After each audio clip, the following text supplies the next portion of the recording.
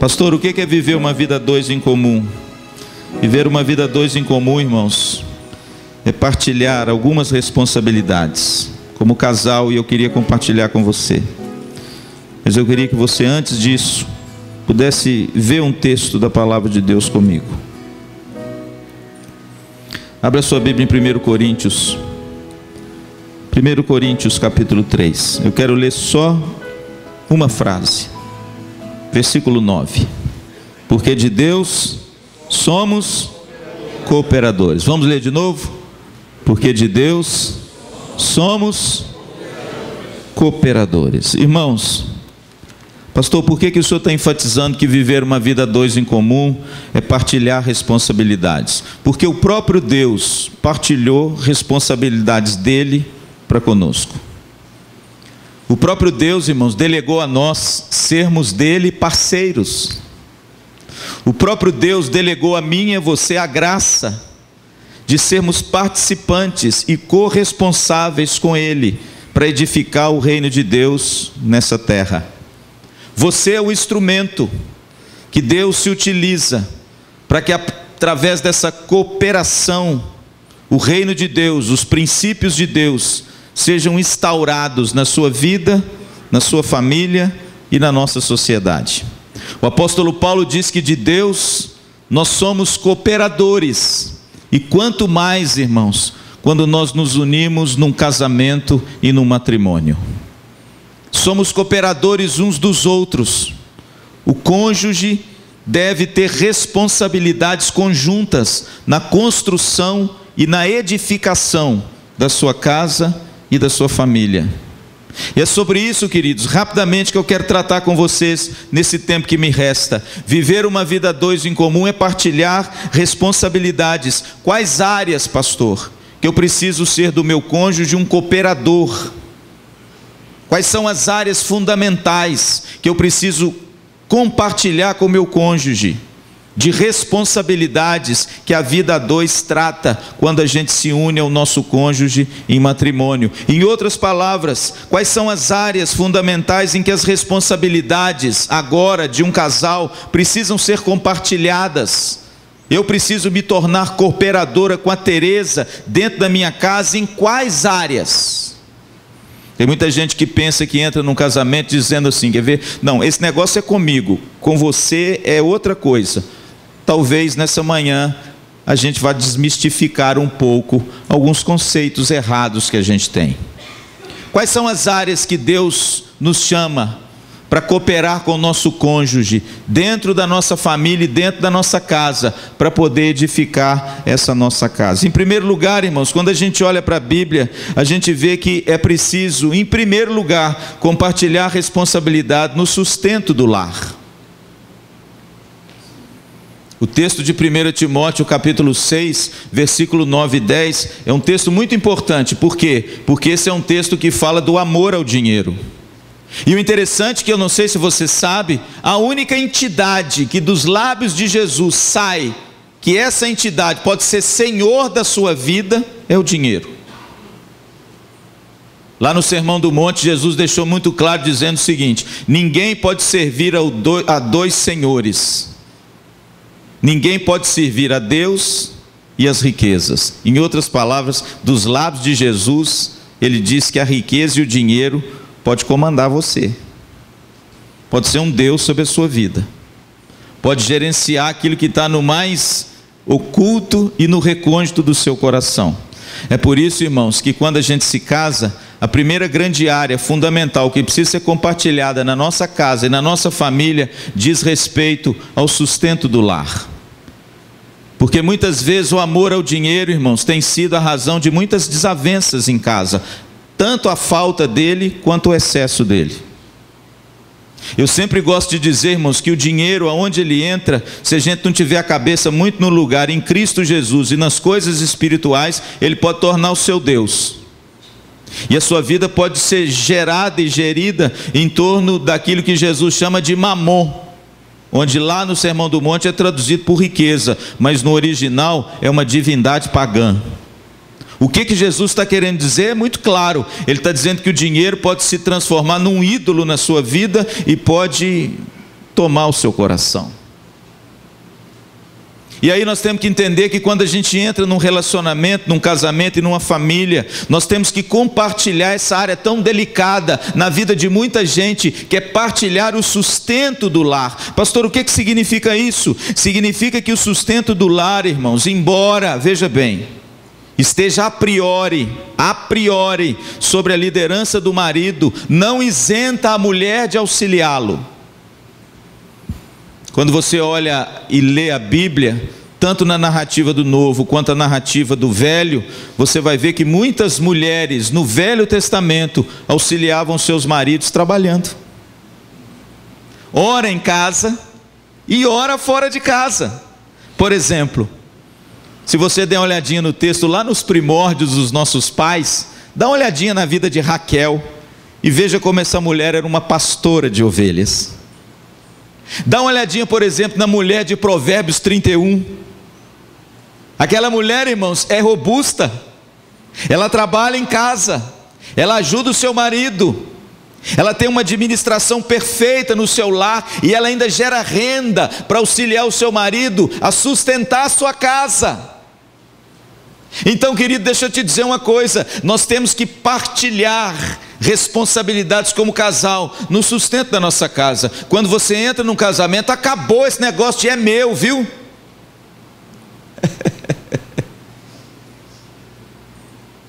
É meu. Isso é para solteiro, querido. Me perdoem. Tem mulher que não pode saber a conta bancária do marido. Nunca vi isso. Tem mulher que de repente não pode nem tocar nesse assunto, ou vice-versa.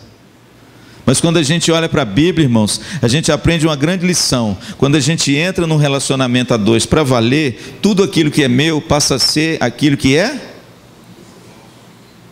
até o dinheiro. Tem mulher que está achando bom, hein? Aquilo que é nosso, irmãos. Pastor, como é que a mulher pode auxiliar o seu marido na liderança do sustento do lar? De duas formas. Primeiro, a mulher pode auxiliar o sustento do lar, a liderança do seu marido no sustento do lar, também o auxiliando na captação de recursos. Nada impede. Na estrutura do Velho Testamento e na estrutura dos tempos da Bíblia era diferente. A família produzia os bens de serviço e a partir da família aquilo era vendido e eles ganhavam algum recurso. E a esposa trabalhava junto com seu marido e com seus filhos na estrutura familiar. Era aquilo, Antônio, que no passado se chamava de uma empresa familiar. Se hoje é difícil, imagine que naquele tempo deveria ser muito mais fácil. Por quê? Porque todos os bens e serviços de uma família nos tempos da Bíblia, até do Novo Testamento, eram geridos através do trabalho das famílias. É por isso que o salmista diz que feliz o homem que enche deles a sua aljava. Sabe por quê? Quanto mais filho, mais força de quê? De trabalho. E a família então geria mais bens, tinha para se sustentar, tinha para vender e era uma família próspera. Aí, irmãos, veio a Revolução Industrial, tirou todo mundo dentro de casa, levou todo mundo para fora e agora cada um ganha o seu. E a gente perdeu, irmãos, uma coisa linda, que nos tempos bíblicos e até antes da Revolução Industrial do século XIX, muitas vezes era assim. O que, pastor? Toda a renda que a família possuía era para quem? Para a família. Hoje em dia, irmãos, ficou muito difícil às vezes. Tem casais, irmãos, que se você falar em dinheiro dentro de casa, um com o outro, dá briga. E muitas vezes o dinheiro tem sido fonte de discórdia dentro de casa. Sabe por quê? Porque no fundo, nós não estamos gerindo as coisas para o bem da família. Às vezes nós estamos gerindo as coisas para o nosso próprio bem. E é por isso que essa primeira área é uma área muito delicada, mas ela tem que ser voltada aos olhos para a Bíblia e saber que todos os recursos dentro de casa que o marido e a esposa ou apenas uma das partes levantam tem que ser para o benefício da família e nunca só para o seu benefício pessoal. Eu gosto muito de João Calvino. João Calvino é considerado o maior teólogo da Reforma Protestante. A ética de Calvino transformou o mundo e transformou a Europa, irmãos. A ética de Calvino deu ao homem uma dignidade com respeito ao seu trabalho que nenhum outro teólogo em nenhum outro tempo conseguiu colocar no papel do jeito que Calvino colocou. Calvino tinha uma ética no trabalho e uma ética do dinheiro maravilhosa. Primeiro, Calvino dizia que o dinheiro ele tinha que servir para duas coisas. Para quê, pastor? Primeiro, ele tinha que servir para a alegria e felicidade da família. Segundo, ele tinha que servir para a glória de Deus e o avanço da obra. E Calvino, irmãos, ele fundou um tripé, que eles falam que o capitalismo moderno advém de Calvino. Não acredito nisso. Isso é coisa de Max Weber, que colocou essa ideia equivocada, mas a ética de Calvino é construída num tripé, que eu tenho certeza que se você colocar em prática na sua vida, você vai ser um homem bem-aventurado. Qual é a ética de Calvino para o trabalho, que transformou a Europa, irmãos, e de repente alavancou o progresso de todo aquele continente? Primeiro era o trabalho. Sabe o que Calvino dizia? Vai trabalhar, vagabundo. Calvino, irmãos, ele bebeu da fonte das Escrituras, ele bebeu do apóstolo Paulo: aquele que não trabalha, não come. Então Calvino está dizendo o seguinte: agora o servo no passado era aquele que trabalhava, e o senhor e o filósofo, o pensador, ele não fazia nada, porque o trabalho era uma coisa de segunda categoria. Aí vem Calvino e diz assim: não, irmão, todo mundo tem que trabalhar. Aí sabe o que aconteceu? O pessoal começou a trabalhar, e lógico, quando você começa a trabalhar, começa o quê? Renda, as coisas melhoram. Aí vem o segundo tripé de Calvino. Trabalho, segundo minha Teresa, é a frugalidade. Você sabe o que é frugalidade? Frugalidade é você abrir um guarda-roupa e não ter 15 ternos. Isso é frugalidade. Frugalidade é você abrir a geladeira e não ter lá 10 litros de leite na sua geladeira, porque você não aguenta beber os 10 de uma vez. Frugalidade é você viver contente com o necessário. Tem gente que gosta de esbanjar as coisas, não é? Só porque o outro tem, eu tenho que ter também. Você conhece gente assim? Tem família que vive em pé de guerra. Sabe por quê? Porque o cara compra um Land Rover, e eu tenho um Nissan meio de segunda categoria, mas ele também tem que comprar um Land Rover. Sabe por quê? Porque o outro comprou. E aí tem família, irmãos, que vive num pé de guerra querendo ostentar coisa melhor ou maior do que o outro. Se esquece, querido, do tripé de Calvino, para que uma família, um estado e uma nação seja feliz e próspera. Primeiro é trabalhar bastante, é colocar a mão na massa, é suar a camisa. Aliás, irmão, deixa eu dizer uma coisa: reino de Deus também. Obrigado, Miriam. A Bíblia diz que Jesus levou os seus discípulos no alto do Monte Tabor. Nós vamos lá. E lá a Bíblia diz que ele se transfigurou na presença deles. Ele orou, veio uma voz do céu, veio uma claridade, veio uma luz, veio uma voz, veio a glória. Pedro falou assim: Senhor, bom estamos aqui. Em outras palavras, é aqui que eu vou ficar. Estava bom demais. No alto monte com Jesus, as bênçãos derramadas. Aí Jesus, quando termina tudo, a voz vai embora, Jesus volta ao seu estado humilde original, porque a Bíblia diz que o seu estado passou a ser de glória. Eles viram a fulgurante beleza do poder do Filho de Deus. O texto diz que tudo voltou ao normal. Jesus desceu do monte, e quando ele desceu do monte, tinha um jovem endemoniado, que a Bíblia diz que o demônio julgava ele na água, julgava ele no fogo, angustiava aquele menino, maltratava aquele menino. E de repente, quando ele chegou lá, o texto diz que os seus discípulos não conseguiram expulsar o demônio. Aí Jesus olha e diz assim: ó geração incrédula e perversa, até quando eu sofrerei por vocês? Pastor, por que isso acontece? Querido, deixa eu te dizer uma coisa: viver no monte, na presença de Deus, é uma maravilha, mas não se esqueça, a gente recebe a virtude para descer para o vale e enfrentar as agruras da vida. E é lá que você vai ter que suar a sua camisa, é lá que você vai ter que transpirar, para que o reino de Deus seja instituído, lá no vale, onde estão as mazelas das pessoas. Mas o interessante é que Calvino diz que você trabalha, e quando você começa a ter a sua renda, você tem uma vida frugal. Uma vida frugal é ter uma vida simples, sem ostentação e se contentar com aquilo que tem. O pastor Luciano tem pouca coisa, irmãos. Eu tenho bem pouca coisa, louvado seja Deus. E depois de 2 mudanças, né, meu bem? Eu tenho menos ainda. Porque eu não sei se você é daqueles que mudam e deixa um monte de coisa para trás. Muita coisa para trás. E eu sempre digo para minha Tereza: meu bem, eu quero ter muito pouca coisa, eu quero ter tudo bem, uma roupinha nova. Aliás, deixa eu dizer uma coisa: a festa junina não é agora de manhã, pastor. O senhor errou o modelito. Mas vamos voltar aqui.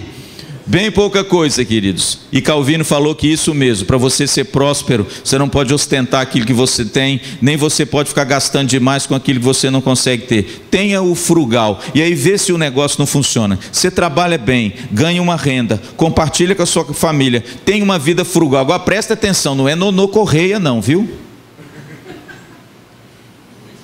Vocês não conhecem quem é o Nonô Correia não, né? É aquele que tem escorpião no bolso, é aquele que põe tranca na geladeira, é aquele que põe uma corrente com um cadeado na geladeira para ninguém ir lá comer. É o mesquinho, é o avarento, é aquele sujeito que tem um escorpião preto no bolso, é aquele sujeito que tem o dinheiro para comprar um picolé daqui bom, mas ele compra do chup-chup do lado porque ele não quer gastar o dinheiro. Eu não estou falando disso, irmãos. E está cheio de gente assim, gente avarenta, gente mesquinha, gente que tem para abençoar, e de repente seus filhos estão aí precisando das coisas, a esposa, o marido, e você não abre o bolso. Menininho vai na escola, o tênis dele está vencido. Eu sou do tempo do quichute. Quem lembra do quichute?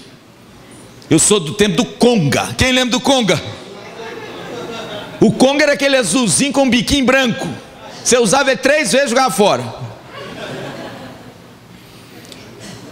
Não, irmãos, eu não estou falando disso. Eu estou falando de frugalidade, de você não ser uma pessoa que ostente as coisas. Pastor Luciano ganha um terno de presente. Há pouco tempo ganhei um terno bonito de um irmão querido da nossa igreja. Me deu um terno completo. Barba, cabelo e bigode. Ficou um negócio assim, style. A minha esposa está de prova. Sempre quando eu ganho um terno, eu pego um terno que eu tenho no meu guarda-roupa e dou. Eu não preciso ter 15 ternos. Aliás, eu não tenho 15 ternos. Aí Calvino vem, Antônio, e diz assim: o terceiro tripé para você ter uma vida próspera, abençoar a sua família: trabalho, frugalidade e poupança. Esse é o tripé de Calvino, para que você possa ser uma pessoa próspera, ter uma família próspera, uma nação próspera. Pastor, para que eu tenho que ter poupança? Para ostentar e bater no peito que eu tenho $1 milhão no banco? Não. Sabe por que Calvino, meu pastor, dizia que você tem que ter poupança? Para ajudar os pobres.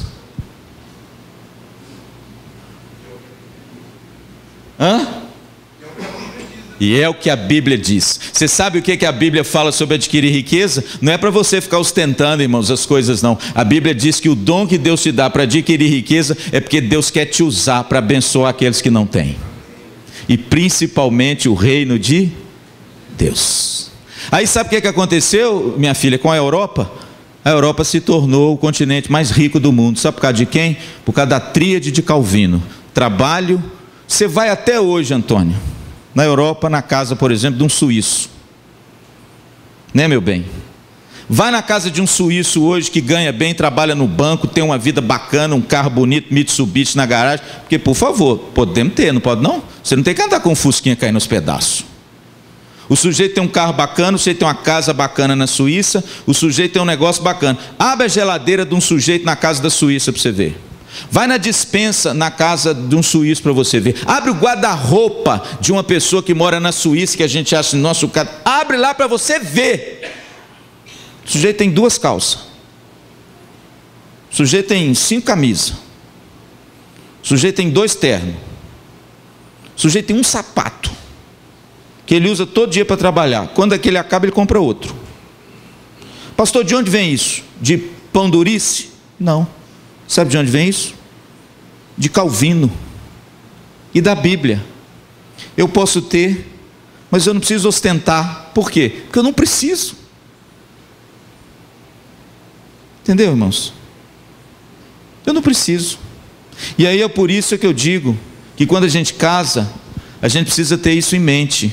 Pastor, como é que a esposa pode auxiliar o seu marido no sustento do lar, se o marido é aquele que trabalha e mantém o lar? De duas formas. Primeiro, a esposa também pode adquirir os recursos, talvez trabalhando,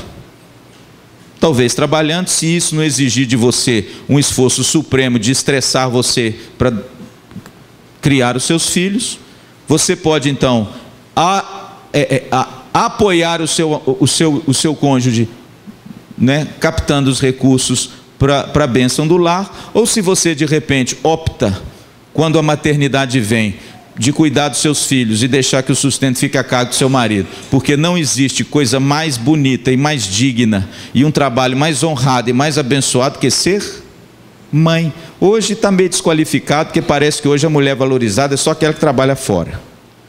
Mas isso é outra história que a gente pode conversar sobre isso depois. Por que esse pensamento vigente hoje tomou conta até das nossas igrejas? Amanhã, depois da manhã, mês que vem, ano que vem, eu posso conversar com vocês. Por que hoje, quando a gente olha para uma mulher, ela fala assim: não, eu resolvi abrir mão da minha carreira para cuidar dos meus filhos. A gente às vezes torce o nariz. Pastor, de onde vem isso? Mas isso é outra história. Mas se você opta, não é? Quando você tem a sua maternidade, não entregar seu filho a terceiros, e você mesmo cuidar dele, zelar dele, ensinar o seu filho para ter uma casa, uma família, alguma coisa mais estruturada e feliz, sem estresse, você pode ajudar muito seu marido na administração doméstica. Aliás, quando o pastor Luciano formou lá em Viçosa, em agronomia, tinha lá, minha Tereza, uma disciplina, uma matéria de universidade, de 3º grau. A pessoa se formava, sabe em quê? Economia doméstica.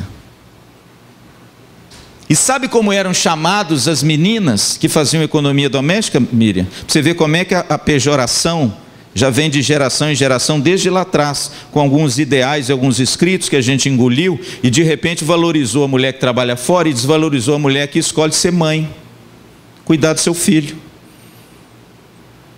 E não entregar o seu filho a terceiros ou a outros, porque afinal de contas ela tem que se realizar na sua carreira. Eu não estou dizendo, irmãos, por favor, não me entendam mal, eu não estou dizendo que a mulher não pode trabalhar fora, ela pode, mas por favor, me ajude aí, ela também pode optar por não trabalhar. E hoje o que acontece na nossa sociedade é quando uma mulher opta para cuidar dos seus filhos quando a maternidade vem, e ser uma boa mãe, uma boa dona de casa, para cuidar dos seus filhos, ter o carinho, o sustento, a piedade, o ensino, o exemplo, a prática, a presença, e tudo aquilo que uma mulher traz no seio de um lar, parece que a gente torce o nariz. E parece que a mulher fica envergonhada até de dizer. Sabe como eram chamadas as meninas, Miriam, que eram formadas em economia doméstica? Porque essa é a segunda forma que você pode auxiliar o seu marido, organizando a sua casa e tendo uma economia bacana dentro de casa. Aliás, a Bíblia diz que a mulher pode ser a dispenseira do lar. O que é a dispenseira? É aquela que cuida do bom andamento da casa, da dispensa da casa. E aí de repente, querido, ela opta por esse negócio, mas infelizmente, irmãos, esse negócio está tão ultrapassado que o apelido das meninas que formaram em Viçosa de economia doméstica, sabe como é que era? Pica-couve. Cá para nós. Cá para nós. Eu, quando entrei na universidade lá em Viçosa, fiquei horrorizado. As meninas calorinhas da economia doméstica, quando passavam assim, as pessoas, já olha lá, pica-couve. Eu falava, o quê? Pica-couve? E aí eu comecei a entender, irmãos, depois que a gente começa a estudar e começa a entender como a maternidade, a mulher e o lar foi desvalorizado. Mas deixa eu te dizer uma coisa, eu aplaudo você, que quando tem um filho, opta pelo filho, à sua carreira. Me perdoe, eu aplaudo. Sabe por quê? Porque para mim, a maternidade é a mais sublime de todas as vocações, sobre todas as outras vocações. Pastor, quer dizer que eu tenho que abandonar tudo e nunca mais? Não. Mas enquanto a prioridade sua for algo muito mais excelente do que de repente você exercer sua carreira, opte pelo melhor. E sabe qual que é o melhor? Fazer uma geração melhor do que você. para que amanhã você deite a cabeça no seu travesseiro, como eu tenho certeza que vou deitar e sempre deitei com a minha Teresa, e quando eu olho para minha filha, eu vou dizer assim: ela é melhor do que eu.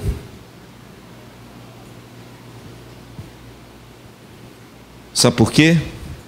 Porque nós partilhamos responsabilidades no sustento do lar. Agora, por favor, mulheres, não fiquem com raiva de mim, viu? Eu quero de vocês o amor, e o respeito e o carinho. Se você dá conta, eu louvo a Deus pela sua vida. Mas se a coisa estiver estressante, reorganize a sua agenda, porque não vale a pena ganhar o mundo inteiro e perder os filhos. Não vale a pena. O amanhã vai te responder isso. O amanhã vai te responder. Em segundo lugar, pastor, olha o negócio que eu coloquei aqui. Cuidado, viu, querido? Está separando muita gente. O uso errado das finanças em casa. Então guarde uma coisa que eu vou te dizer: casou, não é mais meu dinheiro. Me ajuda aí, viu? É o nosso dinheiro. O dinheiro que eu recebo como pastor da IPVO, porque eu sou pastor de tempo integral, o dinheiro que cai na minha conta todo mês como um salário que eu ganho, não é o meu dinheiro. É o nosso dinheiro, é meu, da minha esposa e da minha filha. Ele não serve a mim, ele serve a minha família. Então, dica boa do pastor Luciano: tira o escorpião do bolso. Tá bom? Tanto o homem quanto a mulher. Porque às vezes a mulher trabalha fora, pastor, e acontece o seguinte: o marido vai lá, vem cá, trabalha, põe de sustento, tem a coisa, e a mulher também recebe, guarda tudo na poupança. Aí a mulher vai para a Suíça, para a Europa, para não sei aonde, o marido está lá dando um duro danado. Sabe por quê? Porque também tem uma ideia errada dele trabalhar, pagar todas as contas. Mas a mulher trabalha e recebe e não paga nada. Irmãos, também está errado. Sabe por quê? Porque os recursos que ambos recebem têm que ser os recursos divididos com muita conversa e tranquilidade com a família. Então, minha filha, agora é para as mulheres. Se você é uma mulher bem sucedida, que tem uma grana bacana, tira o escorpião do bolso, minha santa, e ajuda esse homem no supermercado, a pagar a escola, enfim, dividam os afazeres da casa e os recursos que vocês investem juntos para a glória do nome do Senhor. Amém. Pastor, vamos para frente, está acabando. Segundo, eu preciso ser cooperador do meu cônjuge. Qual a outra área que nós precisamos partilhar responsabilidades? É na piedade do lar. Não é papel só da mulher orar com o filho, ler a Bíblia com o filho e ter um lar piedoso, mas principalmente também é papel do homem, meu irmão. O homem é o sacerdote da sua casa, ele é o cabeça do seu lar, e a liderança do homem tem que ser em amor. E ele tem que liderar a sua casa para que a sua casa seja um lugar piedoso. O germe de uma vida piedosa vai gerir uma igreja piedosa e uma sociedade piedosa. E eu coloquei o Salmo de número 1 ali, porque para mim, irmãos, o Salmo de número 1, meu pastor, é o Salmo do lar piedoso. Dá uma olhadinha nele aí, abre a sua Bíblia aí comigo, rapidamente. Olha o que diz o Salmo de número 1. Vê se ele não é um salmo muito abençoado e um salmo da família, de uma família piedosa e abençoada que colhe os benefícios da sua piedade. O interessante, irmãos, que lá em 1 Timóteo capítulo 6, versículo 6, a Bíblia diz que grande fonte de lucro é a piedade. Isso é muito bonito, sabe por quê? O apóstolo Paulo está dizendo que a maior riqueza que o homem pode ter não é o dinheiro. A maior riqueza que o homem pode ter é o quê? É uma vida piedosa. Isso é a maior riqueza que você pode ter e pode passar para os seus filhos. Grande fonte de lucro. Paulo diz que não é o dinheiro, não, é a piedade. E um lar piedoso, irmãos, é muito abençoado. Sabe por quê? Porque um lar piedoso, ele é construído a partir de princípios e preceitos de Deus. Um lar piedoso é aquele lar que se queda diante da palavra de Deus e obedece à palavra de Deus. Um lar piedoso é aquele que Jesus Cristo reina sobre a casa. Um lar piedoso é aquele que tem temor a Deus no coração. O lar piedoso é aquele que esse osso aqui, ó, não é altivo, mas é humilde, é serviço. E o Salmo 1, irmãos, ele fala do homem piedoso, meu pastor. Bem-aventurado É aquele que ama o Senhor. Bem-aventurado o homem que não anda no conselho dos ímpios, não se detém no caminho dos pecadores, nem se assenta na roda dos escarnecedores. Antes, o seu prazer está onde? Na lei do Senhor, e na lei do Senhor ele medita de dia e de... Ele é como árvore plantada, aonde? Junto às correntes das águas, que no devido tempo faz o quê? Ele dá o seu fruto, e tudo quanto ele faz, olha aí do texto, irmãos, tudo quanto ele faz, irmãos, que benefício maravilhoso de você ser um homem e uma mulher que nutrem uma piedade no lar, um com o outro e com seus filhos. Está aí no Salmo, irmãos, os benefícios de uma vida piedosa. Primeiro, o versículo 1 diz assim: bem-aventurado. Sabe o que significa bem-aventurado na Bíblia? Feliz. Sabe o que significa viver num lar piedoso? Significa que você vai ser verdadeiramente feliz. Sabe por quê? Porque a sua felicidade não mora no mundo de fora, a sua felicidade mora no mundo de dentro. Sabe quem é que te faz feliz? Cristo, a palavra de Deus. Ele é a fonte da felicidade. E a Bíblia diz, irmãos, que um lar piedoso, em primeiro lugar, meu pastor, é um lar feliz. Bem-aventurado o homem que não anda no conselho dos ímpios. Sabe o que significa isso? Não dá ouvidos, irmãos, àquilo que contraria a vontade de Deus, mas a vontade de Deus prevalece na sua vida. Pastor, qual o segundo benefício de um lar piedoso? Ele é como árvore. Olha o versículo 3.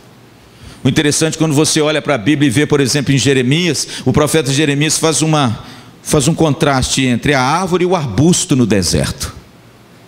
A árvore tem estabilidade, a árvore é aquela coisa frondosa e cheia de vida, e o arbusto no deserto, irmãos, é esturricado e seco. E ele faz esse contraste dizendo o seguinte: olha, o homem que teme ao Senhor, o homem que bebe das águas do Senhor, o homem que tem compromisso com o Senhor, ele é como árvore plantada junto à corrente das águas. Sabe o que significa isso, irmãos? Uma vida piedosa é uma vida estável. Estável, por quê? Porque quando vem um período da seca, quando vem um período das dificuldades, quando vem um período onde de repente o mundo se torna um lugar difícil, a Bíblia diz que ele está plantado. Olha o que diz o Salmo: junto às correntes das águas. Sabe o que significa isso, irmãos? Ele extrai a sua vida das águas generosas do Espírito Santo.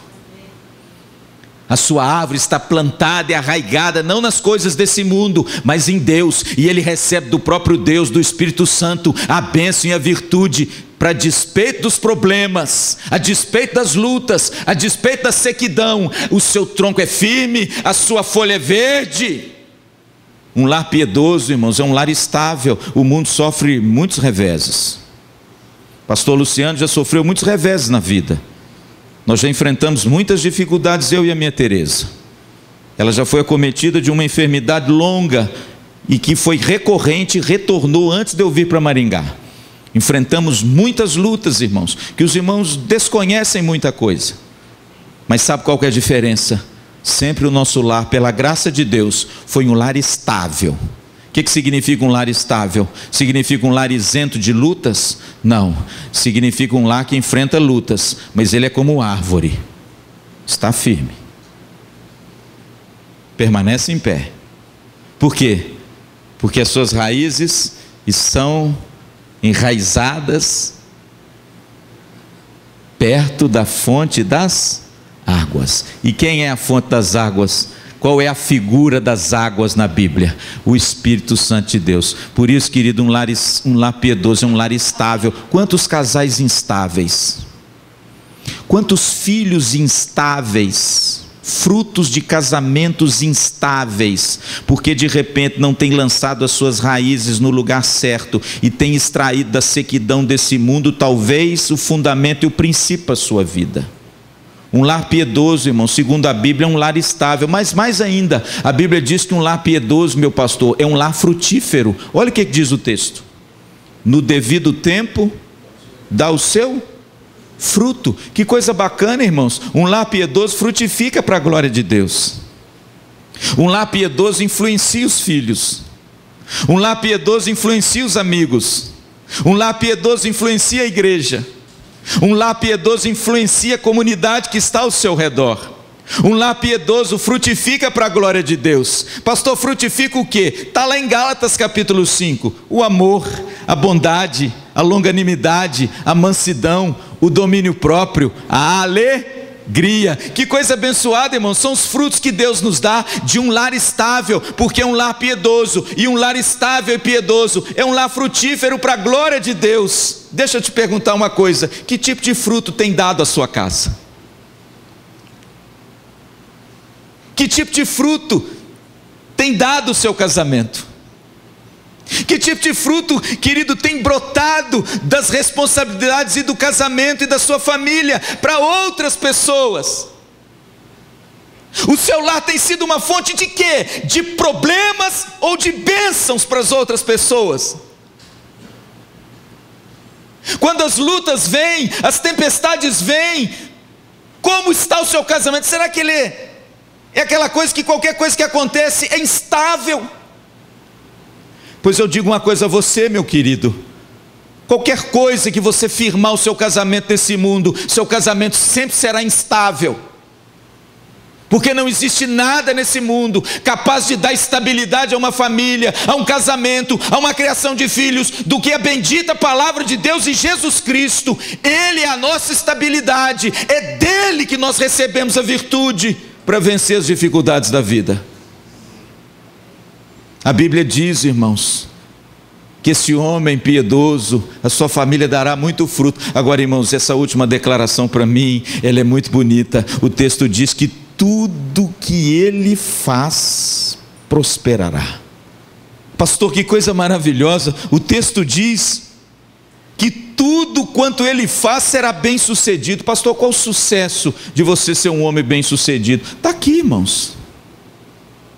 É você cultivar um lar piedoso, é você se debruçar diante de Deus, é você confessar Jesus como o Senhor da sua vida, é você reconhecer que sem Ele não há um caminho seguro para você, para sua esposa, para o seu marido e para os seus filhos. É reconhecer que sem Ele nós estamos à mercê desse mundo, irmãos, que a todos os dias nos assaltam com notícias que cada dia mais nos assombram.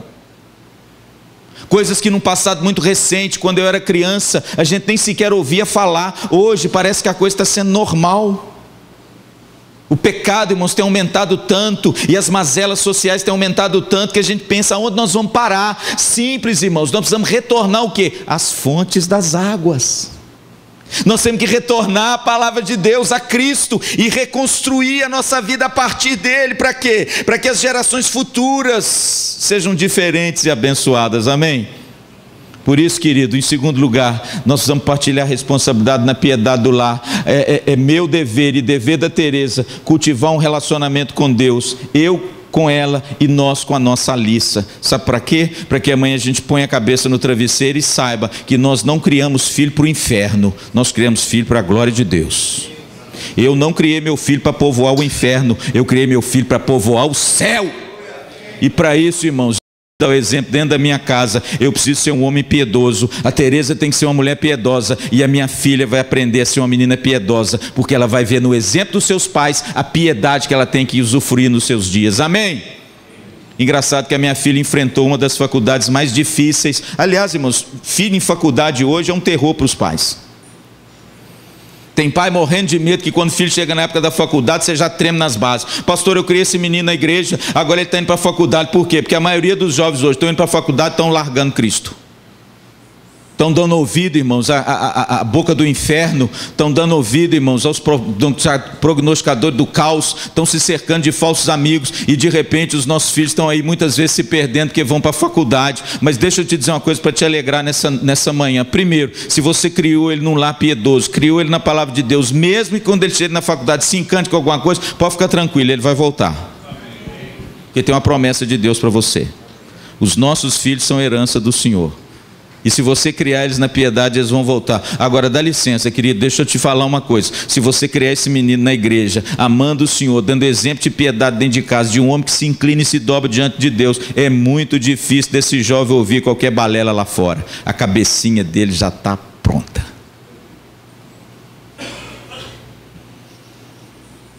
Mas eu sei, querido, que isso tem sido um terror para muitos pais, que quando chega numa determinada idade, muitas vezes tem perdido os seus filhos para essa boca escancarada do mundo e todas as suas mazelas, e muitas vezes isso tem preocupado muitos pais. Deixa eu te dar uma dica: ore por ele, Coloque esse moço diante de Deus, peça a Deus para Deus trazer ele de volta. E se você ainda não começou a cultivar um lar piedoso na sua casa, quem sabe a partir desse acampamento você possa fazê-lo.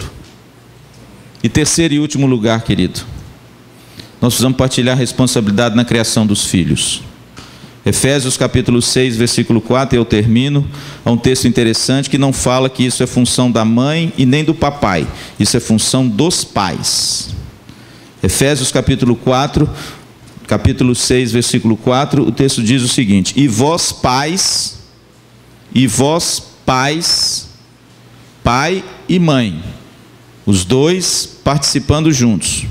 E vós pais, não provoqueis os vossos filhos à ira, mas criai-vos na disciplina e na admoestação do Senhor. Em outras palavras, é preciso compartilhar responsabilidades na criação dos filhos. Papai e mamãe são responsáveis não apenas de colocar os filhos no mundo, mas criá-los na correção e no ensino do Senhor Jesus Cristo. Provérbios 13, Provérbios 22, ensina o teu filho o caminho o caminho que ele deve andar desde a mais tenra infância, porque quando ele for velho, ele não vai se desviar dele. É função dos pais, irmãos, criar esses meninos na palavra de Deus. É função do papai e da mamãe orientar.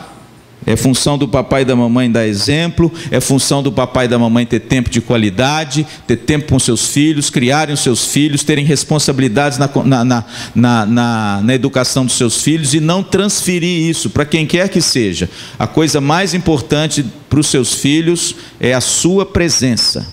Presença de pai, presença de mãe, acompanhamento de pai, acompanhamento de mãe. É dever e responsabilidade do casal criar o seu filho, ensinar o seu filho e, acima de tudo, impor limites e regras para os seus filhos. Limites e regras. As crianças hoje parece que são criadas sem regras, sem limites. Podem tudo, fazem tudo, são capazes de tudo. E parece que eles são criados sem regras e limites. Deixa eu te dizer uma coisa: qualquer sociedade em todos os tempos, criado sem regras e limites, reina o caos. E quando o filho é criado sem regra e limite, você pode ter certeza, papai e mamãe estão estressados. Só anda estressado. Por isso, queridos, é muito importante o pai e a mãe. O pai e a mãe, os dois têm responsabilidades na criação dos seus filhos. Não apenas a mãe, mas o pai também. Ah, pastor, mas eu trabalho muito. Diminui o ritmo seu de trabalho. Ah, pastor, mas eu trabalho 2 expedientes. Diminui o ritmo seu de trabalho. O seu filho precisa do pai e da mãe. Filho criado sem a figura do pai e da mãe darão problemas. A saúde emocional dele vai ficar debilitada. O caráter dele, a formação da sua identidade, da sua personalidade como criança homem e criança mulher vai ser prejudicado se o pai e a mãe não acompanharem essas crianças. Ouça o que eu estou dizendo.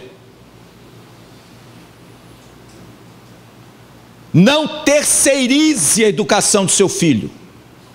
A responsabilidade é sua, pai, de mostrar para o seu filho o homem que você é. É responsabilidade de você, mãe, demonstrar para o seu filho a mulher que você é. Porque quando ele crescer, a identidade dele vai estar correta. O homem e a mulher, o pai e a mãe. Por isso, queridos, nós temos que ser cooperadores quando a gente criar os nossos filhos. E para terminar, quando você impuser regras e limites, quando você de repente dizer para ele assim: não vou te dar um celular antes dos 12 anos. Estou dando um exemplo. Ponto final. Isso é regra e limite. Pastor, quem que vai delimitar as regras e o limite? O casal. Não é o marido que vai dizer assim: tive uma visão. Deus me falou que a partir de amanhã nós vamos tirar a televisão de todo mundo aqui de casa. Não, isso é maluquice. Toda regra e limite tem que ser conversado entre o casal. E outra coisa, preste atenção aqui e eu termino. Evite os extremos e os excessos. Viu? Evite você ser uma pessoa excessivamente rígida, porque isso também não é bom para o seu filho. Aquela pessoa que o menino não pode nada. Não pode nem ser criança. Porque hoje parece que as crianças têm que ser adultinhos. Você já viu isso? Criança não pode ser criança mais. Criança tem que ser adulto. E aí você é excessivamente rígido. Sabe por quê? Porque às vezes você usa isso como desculpa da falta de tempo para você passar para os seus filhos. Aí você exige demais deles, quando você está com ele. E não deixa de ser criança.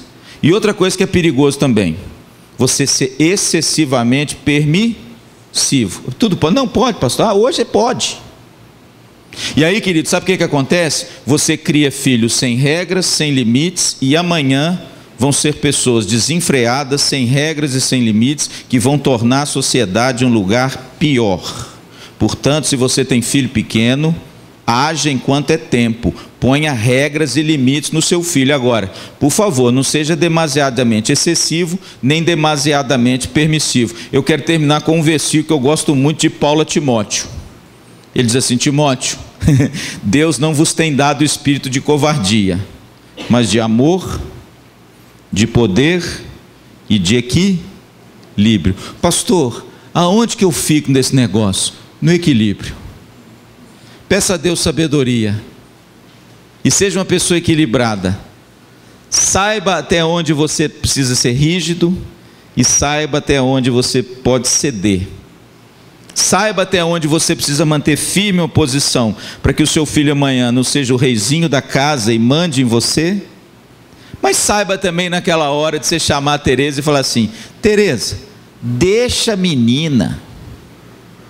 E aí de repente você não criar um filho debaixo de um tacão de um tirano, porque essa não é definitivamente a liderança que um pai ou que um marido foi dado por Deus. Pelo contrário, assim como Cristo ama a igreja, o marido deve amar a esposa e os seus filhos ao ponto de se entregar por eles. Amém?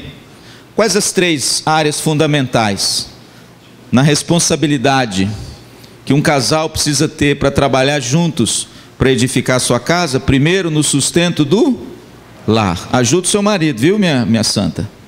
Ô, minha santa, ajuda o seu esposo, viu? Se ele está passando dificuldade financeira, ajuda o varão.